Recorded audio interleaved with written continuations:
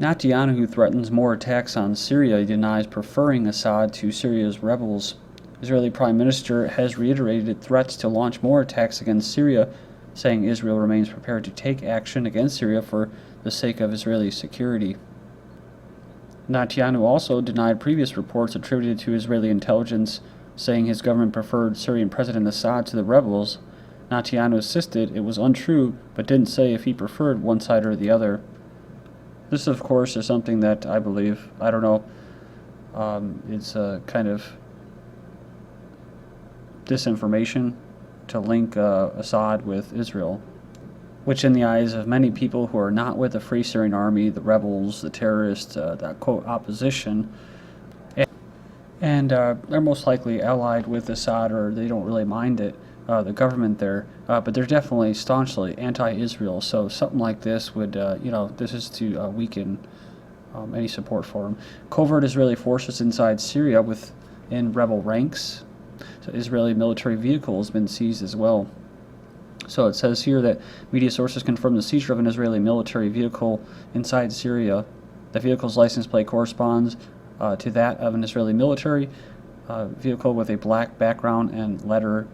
So according to Sana, it says here, quoting unconfirmed media source, that the Israeli military support for the armed terrorist groups proves that the involvement of Qatar, Turkey, and Israel in the aggression on Syria, which is waged through a single central operations room. The capture of an Israeli military vehicle does not in itself confirm the involvement of Israeli forces. It says at the bottom, the Israeli registered military vehicles would not normally be used in covert operations by Israeli special forces. But inside there, it says here that they had found some equipment for wiretapping and jamming equipment. Also found military uniforms. So here's another video. Fox News is running Israeli special forces in Syria. They published a video allegedly showing Israeli special forces inside Syria. You can go there and check that out if you'd like. Syrian forces inflict heavy losses on U.S.-sponsored terrorists. Reports from Syria suggest that Syrian forces have inflicted heavy losses on the UN or U.S.-sponsored al-Nusra mercenary force, and its affiliated formations have inflicted heavy losses. This Al-Qasir on the northern border of Lebanon and is now under the control of government forces. The location is a point of entry of mercenary forces into Syria from Lebanon. According to the BBC, opposition groups say militants from the Lebanese Hezbollah movement are fighting alongside government forces. There's also reports that hundreds of Lebanese Sunni militants have joined the fight on the rebels' side. My YouTube pages are ddarko2012 and ddarko2013. Also, I have an archive on my website here. Goes back to 2009. My website is ggnonline.com. And most of the links should be posted in YouTube's video description by tomorrow evening. So, Syria prepared to fire missiles at Tel Aviv, says Sunday Times. Says Assad regime puts advanced surface-to-surface missiles on standby with orders to hit Tel Aviv should Israel launch another airstrike. Expert says missiles extremely accurate and can cause serious harm. This was reported overnight Sunday. According to the British newspaper, reconnaissance satellites have been monitoring preparations by the Syrian army to deploy surface-to-surface these Teshri missiles. Obama backed Free Syrian Army rebels, naming the Brigade Osama bin Laden. So underlying once again how the White House is openly seeking to arm terrorists in Syria, as if they're not already. Video has emerged that the rebel groups referring to their unit as the Osama bin Laden Brigade. So that would make sense. They're being aided by CIA and other Mossad forces. Video shows Syrian militants whipping men. So a new video shows foreign-backed militants in Syria whipping two men for violating marriage procedures based on their interpretations of Islam. Al-Qaeda-affiliated Salafi militants in Syria have conducted similar acts in over 2 years. In the past 2 years. The European Union directly funds Al-Qaeda looting of Syrian oil. According to the report yesterday in the London Guardian, the EU is directly funding U.S.-backed Sunni Islamist terrorist groups fighting Assad. It says these groups are looting oil in parts of the eastern Syria, eastern part of the country that they control, and then reselling it to EU countries at rock-bottom prices. According to The Guardian, the main beneficiaries of the EU's lifting of sanctions are the Al-Nusra Front and similar Islamist groups, and I would imagine Europe, whoever's buying that cheap oil. Robert Fisk says Syrian war could go on for 2 to 3 years. So it says here, President Assad's troops in Syria are gaining ground. The British Middle East reporter Robert Fisk met some of them when he visited the front lines earlier this month. He says when you go there, you'll find large areas that have been destroyed, largely depopulated, and which are not only undamaged, but in which life more or less continues. He said he was able to drive from Damascus to Beirut. The roads were pretty much clear. It says here the Syrian government allowed me to go into their frontline positions. Asked what was the impression he got from the Syrian government soldiers, he said he found them very ruthless, tough, but apparently a pretty determined army. They said that he said that they took no prisoners. So a quick point to make, and I'll move on here, is going back to Afghanistan, and then of course Iraq and Libya. You have almost a 10-year period of death and destruction that occurs. What I believe is this basically is the time it takes to just obliterate everything, like what they're doing here, what we just talked about, things being demolished and depopulated and creating sectarian violence. They do this, and then of course they try to eventually get their transitional government. These of course represent international corporations, global corporations, usually Western, because this is a lot of funding and stuff's coming from Qatar and Saudi Arabia, but also they're getting a lot of backing from the European NATO countries, including the U.S.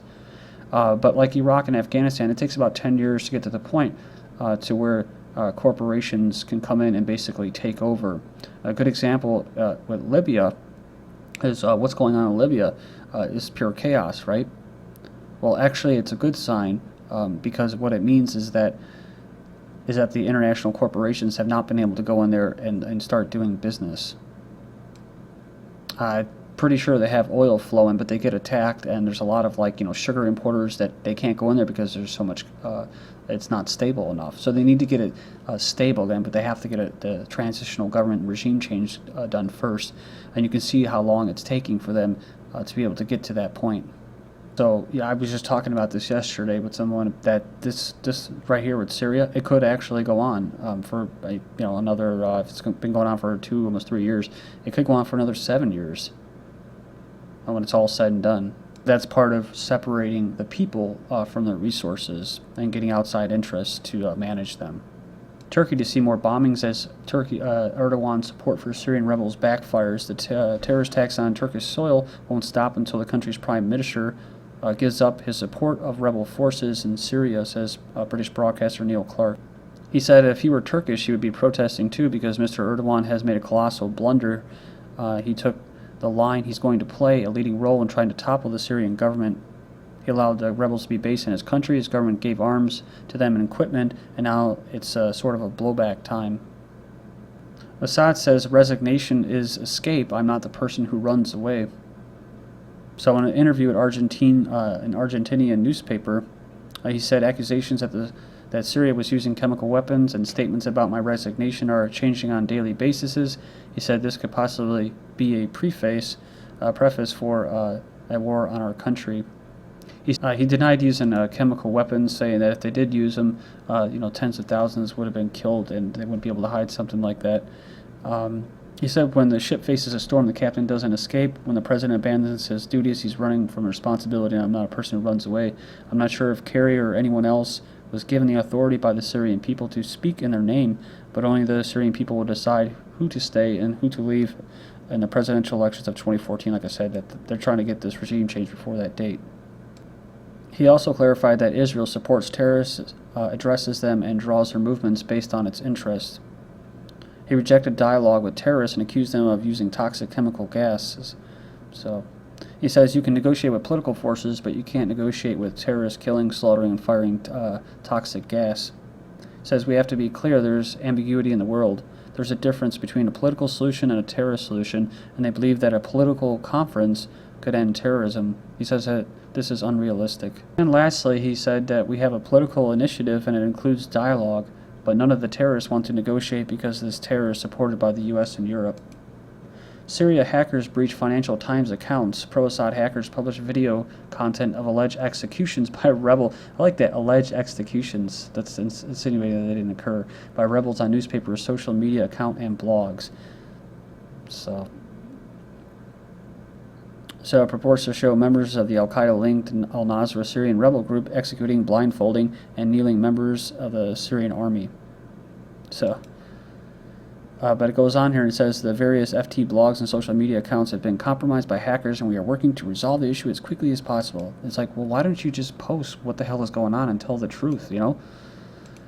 Russian Mediterranean fleet returns, an unintended consequence. There was a lot of distraction in the news last week, particularly the flank attack moves on Obama that obscured a huge development in the Mideast. The first return of the Russian Pacific Navy for Mediterranean deployment since 1992, Israel's days of roaming freely over Lebanon airspace, and their ability to launch air flight munitions without entering Syrian territory may be over, or it will be when the Russians decide to.